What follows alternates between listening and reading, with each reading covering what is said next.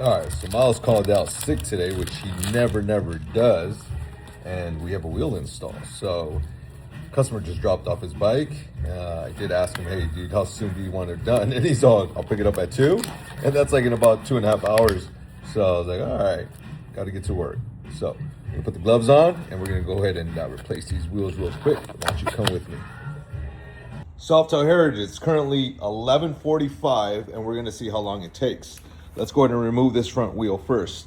First thing we're gonna wanna do is remove these axle covers. There's a little pincher bolt right here at the very bottom that we need to go ahead and loosen up so this cap comes off. Once this cap comes off, then you can go ahead and also remove this one if you want. You technically do not have to remove this one. You technically just have to remove the left side where the nut is at. Take the nut off. That will allow you to go ahead and pull this axle out. Now, this axle won't come out unless you go ahead and release the tension on these pincher bolts here. You have one here and you have one here, all right? Keep that in mind. Let's get started. Left side of the bike, axle cover's been removed.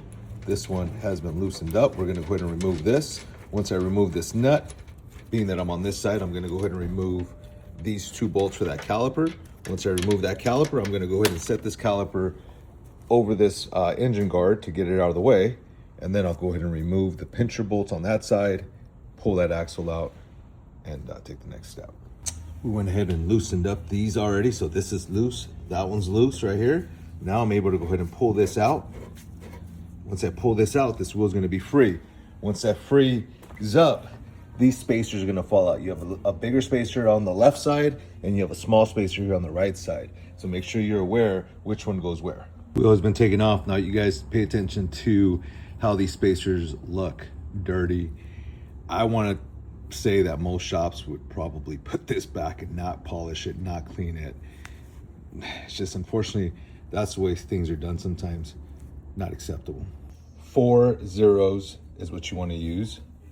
Here are your spacers, and here are the waxes that we're going to go ahead and use. Just a little bit of that with a little bit of this applied onto that. This does take away from the install time, but you know what? I'd rather put a little bit more time. I brought the big dog out to make sure that it helped me polish it. Big difference, you guys, and that's kind of why, again, this is how we started, always paying attention to details. So never go back on how you used to do things. Always keep it consistent. This is how the axle came out. Now that grease there is anti-seize, hopefully. And so what you always want to do is wipe that off completely. Once that's completely clean all the way around, you get some brand new anti-seize and just lather it up.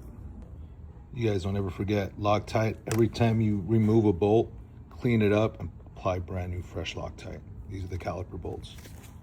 Beautiful front wheel's been installed. You guys, axle cover installed, caliper installed, spacer installed on the correct side, nicely polished. Another spacer here, nicely polished. Wheels are perfect.